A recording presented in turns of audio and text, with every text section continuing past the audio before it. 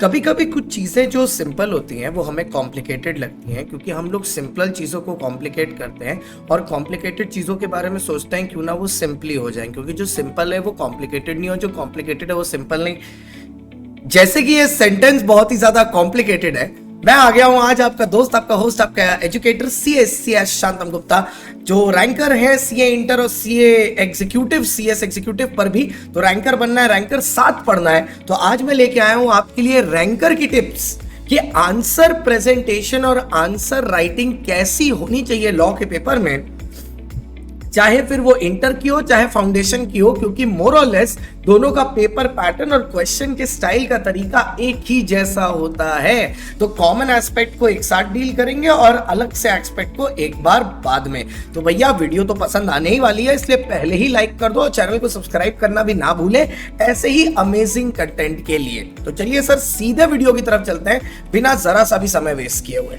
Answer writing hacks. क्या आपको यह बात पता है कि अगर आप अपने बेसिक चीजों का ध्यान रखें एग्जाम में, तो वो बेसिक चीजें आपको 1 to 2% मार्क्स एक्स्ट्रा दिला सकती हैं कंपेयर टू जितना आपको मिलना चाहिए। अब बच्चा बोलता है 1 to 2% में क्या ही होता है सर? भैया 100 का 2% 2 नंबर होता है। अगर 38 लाख के बच्चे का अटेम्प्ट रुक जाए ना तो उसको पता है कि कैसा फील होता है, और 39 में तो और ज्यादा दर्द होता है। तो आते हैं सर सीधे, क्योंकि सीए के एग्जाम में ये सारी चीजें बहुत मायने रखती हैं। हम 3 तरह के क्वेश्चंस को आज डील करेंगे। सबसे पहले आता है, जो क्वेश्चन पूछा जाता है वो होता है केस स्टडी टाइप का। केस स्टडी टाइप सर, आप जब भी ये केस स्टडी टाइप क्वेश्चन को आंसर कर रहे हैं, आपको 3 चीजों का खासम खास ध्यान रखना है। बात नंबर 1, इस आंसर को आप 3 पार्ट में तोड़ेंगे। लॉ, जिसमें आप सबसे पहले प्रोविजन लिखेंगे फर्स्ट पैरा, फिर आएगा फैक्ट, और फिर एक पैराग्राफ आएगा नीचे कंक्लूजन। अब ये 3 मैंडेटरी पैराग्राफ्स हैं जो आपके में रहते ही हैं। इंस्टीट्यूट का टीचर जो पेपर चेक करता है वो खासम ध्यान देता है कि बच्चों ने इसकी हेडिंग दी है कि नहीं, और प्रॉपरली उसको डिस्क्लोज करके दिखाया है कि नहीं कि वो 3 पार्ट में इसको लिख रहे हैं। ऐसा नहीं कंक्लूजन पहले लिख दिया, प्रोविजन बाद में लिख रहे हो। अरे भाई, घर पे कोई आता है तो पहले पानी पूछते हो, ये थोड़ी ना सीधे पहले खाना खिला देते हो फिर पानी पूछते हो, है ना? या पहले नाम पूछते हो ना, घर पे कोई आदमी आता है, ऐसा थोड़े ना घर पे सोफा में बैठा लेते हो और भैया आराम से बैठे हैं फिर बाद में नाम पूछते हो। अच्छा सर, आपने दोनों के बीच में जगह क्यों छोड़ा? अगर आपको केस लॉ का रेफरेंस याद है तो लॉ के बाद आप केस लॉ का नेम स्टेट कर सकते हो, ठीक है? अगर आपको रेफरेंस याद है तो केस लॉ के बाद आप नीचे केस लॉ का नेम स्टेट कर सकते हो, ठीक है? ये हो गई पहली बात। टॉपिक नंबर 2, बात नंबर 2, सबसे पहले जब आप लॉ लिख रहे हो, if you remember the section, quote the section. अगर याद है और आप सेक्शन नहीं कोट कर रहे तो किस लिए बचा रहे हो? ये एफडी है क्या? तो सेक्शन कोट करें, और सेक्शंस याद हो जाते हैं एक्सेप्ट फॉर कुछ एक्ट्स, जैसे कि फाउंडेशन में हो गया कॉन्ट्रैक्ट, या इंटर में हो गया जनरल क्लॉजेस और ये सारी चीजें। बाकी आपको याद मोर और लेस हो जाते हैं। तो कोशिश करिए, अगर सेक्शन याद है तो सेक्शन कोट करिए। उसके बाद आता है पार्ट सी। इसका तो खासम खास ध्यान रखना है। कभी कभी क्या होता है, बच्चा लॉ लिखते टाइम, लॉ और फैक्ट लिखते टाइम वो कर क्या देता है, कंक्लूजन जाते ही वो कंक्लूजन में ही लॉ को वापस से लिख देता है। ये गड़बड़ आपको बिल्कुल नहीं करनी है। इस मिस्टेक को अवॉइड करने के लिए आप क्या करें, आपने जब एक बार पहले क्वेश्चन पढ़ा तो आपने क्वेश्चन पढ़ने के बाद लॉ और फैक्ट लिखने के बाद आप क्वेश्चन को रीरीड करिए लास्ट 2 लाइंस। इससे आपके दिमाग में एब्सोल्युटली क्लियर हो जाएगा कि भैया आपको कंक्लूजन में क्या चीज मांगा है, और आप सिर्फ वही लिखिएगा। There is no marks which are given to you to write more. The marks are given to you to write the correct answer, not more, but the correct answer. ठीक है? अब कंक्लूजन लिखते टाइम और एक चीज याद रखिए, conclusion में कुछ बच्चे गड़बड़ क्या करते हैं, लॉ ही रिपीट कर देते हैं। So how do you differentiate? Conclusion में शुड बी डन ये मत लिखिए, कंक्लूजन में फर्स्ट पर्सन में बात लिखिए, पार्टीज का नेम यूज करिए जो ऊपर इन्वॉल्व है केस स्टडी में, पार्टीज का नेम यूज करिए जो केस स्टडी में इन्वॉल्व है। तो केस स्टडी टाइप क्वेश्चन में आपको इन 3 बातों का ध्यान रखना है for good presentation and getting more marks over the one which is ahead of you.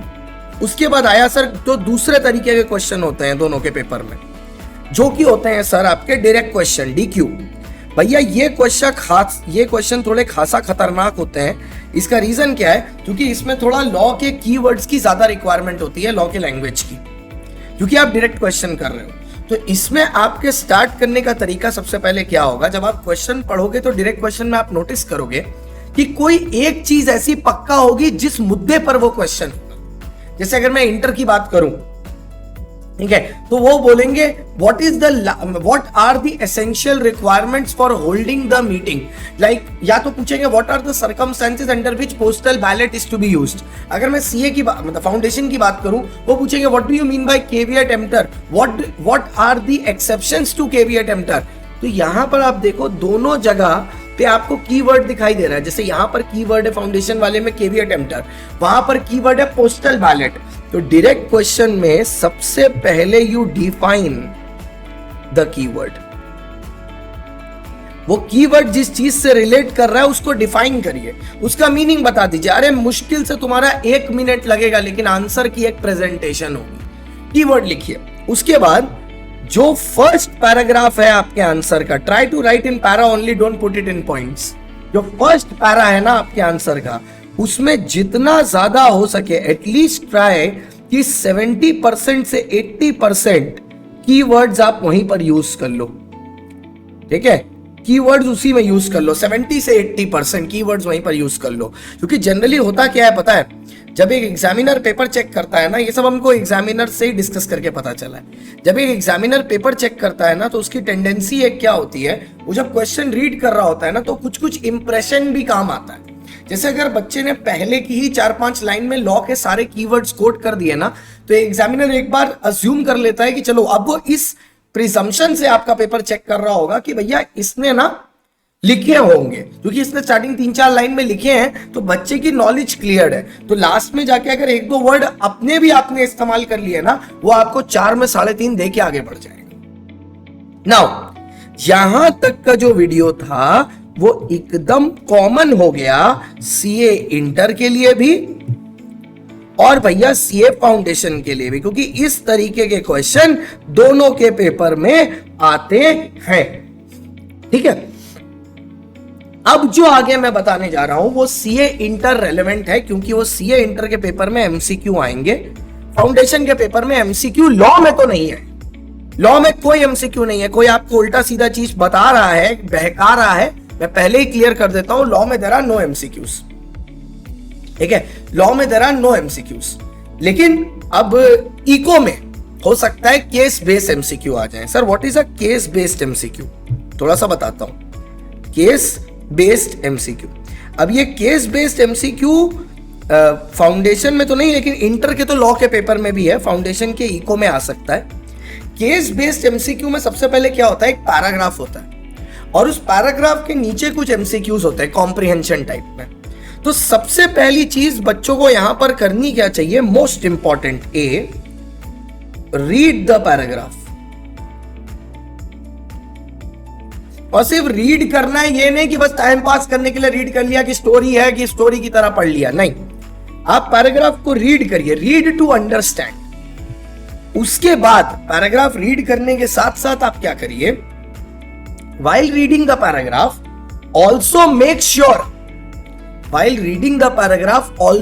sure कि आप एक तो पैरा रीड कर रहे हो, प्लस आप उसमें इंपॉर्टेंट पॉइंट्स को मार्क कर रहे हो विद पेंसिल। क्योंकि एग्जाम में तो आप क्वेश्चन पेपर के ऊपर कुछ ना ही लिखो, वही अच्छा है, फालतू में पता चला कि लेने के देने पड़ जाएंगे, तो आप उसको पेंसिल से मार्क कर रहे हो या पेंसिल से लिख ले रहे हो बगल में। एग्जामिनर आके बोलेगा तो मिटा देना, पेंसिल से लिख दे रहे हो बगल में कि की हाइलाइट्स क्या है, कौन कौन से टॉपिक के बारे में बात कर रहा है। जैसे अगर कहीं मीटिंग्स के बारे में बात हो रही है तो मीटिंग हाईलाइट कर दिया, कहीं पर इंडियन इकोनॉमी की इंडिपेंडेंस के बारे में बात कर रही है, हाईलाइट कर दिया। अगर कहीं पर बात कर रहा है एजीएम के बारे में तो एजीएम वाला हाईलाइट कर दिया, डिविडेंड के बारे में कर रहा है डिविडेंड वाला हाईलाइट कर दिया, उसको हाईलाइट करो। ठीक है, हाईलाइट करो। और तीसरी और मतलब इस केस में सबसे इंपॉर्टेंट बात, ठीक है, इस केस में सबसे इंपॉर्टेंट बात, केस बेस्ड एमसीक्यूज जो होते हैं ना, उनमें केस इज 60% इंपॉर्टेंट। ठीक है, हम लोग ये मानते हैं कि ऊपर वाला केस इंपॉर्टेंट है, लेकिन अगर आप मेरी केस स्टडीज वाली क्लास करोगे और आप उसमें देखोगे, ठीक है, कि ये क्या बोलते हैं, अगर आप केस स्टडीज वाली क्लास आज से मेरी शुरू हो रही है, आप उसको देखोगे तो उसमें आप नोटिस करोगे जो क्वेश्चंस पैरा के एंड में पूछे जाते हैं ना, उसमें उसका पैरा में सिर्फ एक वर्ड मेंशन है और क्वेश्चन पूछा जा रहा है। तो केस स्टडी में बच्चा सोचता है ऊपर केस पढ़े, नीचे उठा के मार्क करके लिख देंगे, ये कॉम्प्रिहेंशन नहीं चल रहा है। तो case is only 60% important. What is important is कि आपकी नॉलेज होनी चाहिए, कॉन्सेप्ट क्लैरिटी होनी चाहिए उस पर्टिकुलर चीज पर, कॉन्सेप्ट क्लैरिटी। तो अभी जैसे मैं बोल रहा हूं पार्ट सी, अब जब आप प्रिपेयर कर रहे हो एग्जाम के, हम आपको 181 के पेजेस की आईसीआई का मटेरियल है वो करा रहे हैं, तो उसमें जब आप जो जो टॉपिक्स देख रहे हो ना, जो बार बार रिपीट हो रहे हैं केस स्टडीज में आईसीआई द्वारा गिवन, उस टॉपिक्स पर आप एक्स्ट्रा फोकस करिए। अगर आप इन चीजों को अपनी जिंदगी में आज से इनकॉर्पोरेट करते हो तो आपके लॉ की आंसर राइटिंग भी इंप्रूव होगी, उसका प्रेजेंटेशन भी इंप्रूव होगा और अल्टीमेटली आप बहुत अच्छे मार्क्स से पास हो जाओगे, चाहे आप इंटर में हो चाहे फाउंडेशन में। I hope the video was helpful guys, thank you so much, please subscribe to the channel. This is your educator CS Shantam Gupta, India's number 1 educator for law. Thank you so much for watching. Ranker बनना है, ranker के साथ ही पढ़ना है। Bye bye, see you, tata. Comment जरूर करना कि आपको ये वीडियो कैसा लगा, please do comment, please please please please please. Bye bye.